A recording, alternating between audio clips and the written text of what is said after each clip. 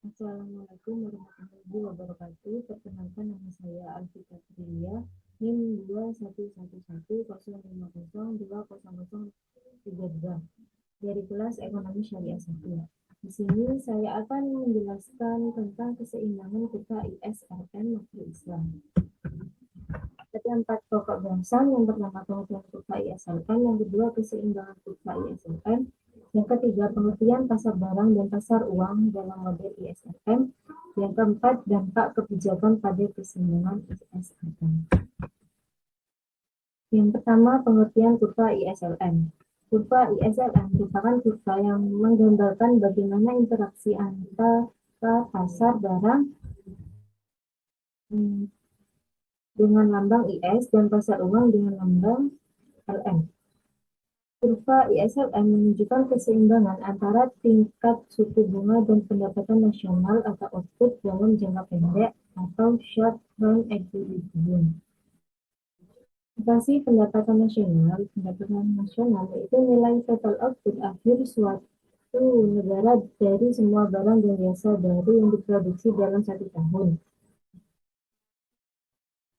Sedangkan equilibrium jangka pendek atau short run equilibrium diartikan bahwa produsen tidak bisa menambah kapasitas produksi dan tidak ada produsen baru yang memasuki pasar. Selanjutnya, keseimbangan kurva ISLN. Ada 2. Yang pertama, keseimbangan pasar barang dan kurva IS.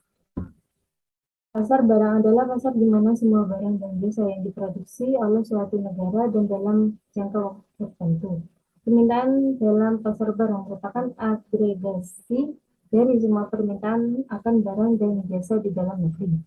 Sementara yang menjadi penawarannya adalah semua barang dan jasa yang diproduksi dalam negeri. Yang kedua, keseimbangan pasar uang dan kurva IS. Pasar uang merupakan suatu tempat di mana terjadi transaksi keuangan. Sama halnya dengan pasar lainnya, keseimbangan akan tercapai pada saat jumlah permintaan uang di pasar sama dengan jumlah penawarannya. Besarnya permintaan uang dipengaruhi oleh pendapatan nominal dan suku bunga.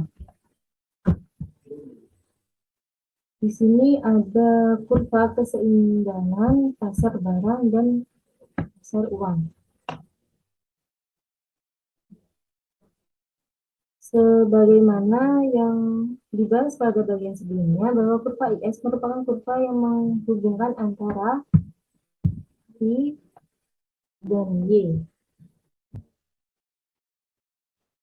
Pada saat pasar barang dalam kondisi equilibrium. Sedangkan kurva LM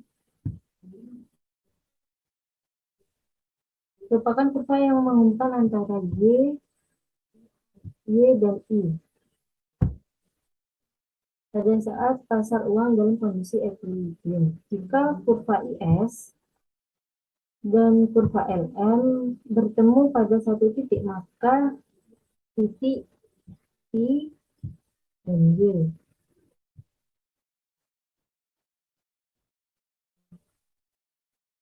Maka titik tersebut menggambarkan sekaligus keseimbangan yang terjadi di pasar barang maupun pasar uang. Keseimbangan ISLN merupakan keseimbangan dalam perekonomian. Pada gambar ini, keseimbangan terjadi pada titik A, yaitu pada tingkat pendapatan sebesar Y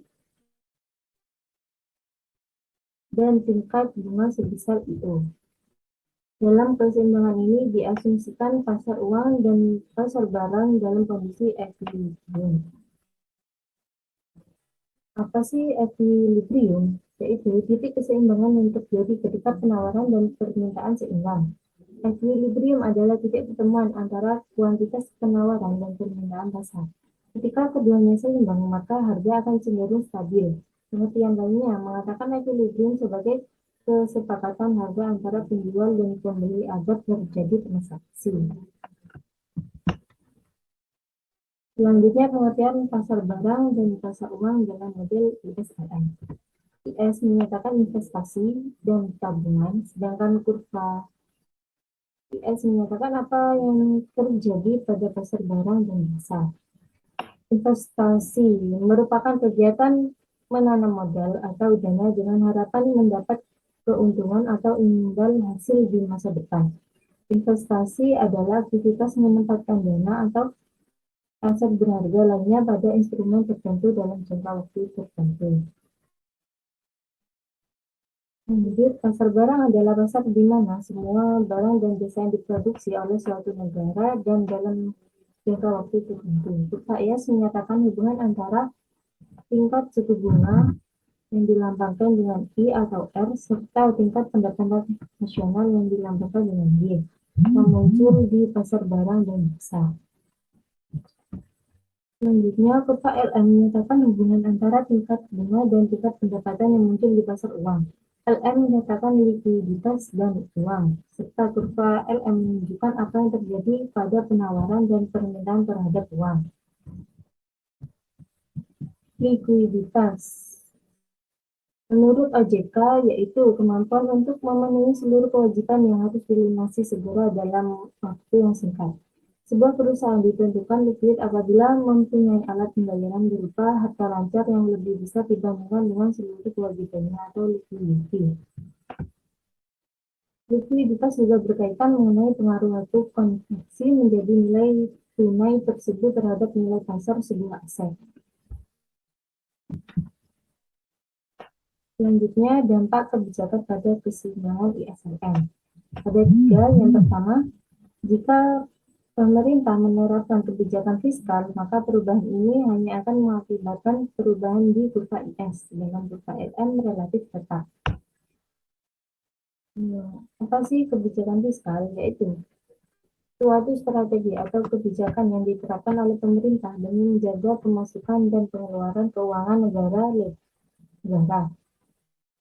Lebih lengkapnya itu kebijakan fiskal, kebijakan yang berasal dari pemerintah yang mempengaruhi perekonomian melalui perubahan pengeluaran dan penerimaan pemerintah. Dampak yang kedua yaitu jika Bank Sentral menerapkan kebijakan moneter, maka hal ini hanya akan mempengaruhi kurva LM, sedangkan kurva IS tetap. Kebijakan moneter sendiri yaitu suatu kebijakan yang diambil oleh Bank Sentral dengan tujuan memelihara dan menstabilkan mata uang agar perekonomian negara tersebut tidak anjlok. Kebijakan moneter itu instrumen yang dapat dilakukan dengan mengambil tindakan pengendalian jumlah uang yang beredar di masyarakat dan penetapan suku bunga. Tujuan kebijakan moneter ini untuk mengendalikan ekonomi secara makro agar tercipta kestabilan ekonomi dengan mengatur jumlah uang yang beredar. Lanjut, dampak yang ketiga, jika pemerintah menerapkan kebijakan campuran, yaitu kebijakan fiskal dan moneter, maka akan terjadi pergeseran kurva IS maupun kurva FM. Sekian presentasi dari saya, kurang lebihnya mohon maaf. Wassalamualaikum warahmatullahi wabarakatuh.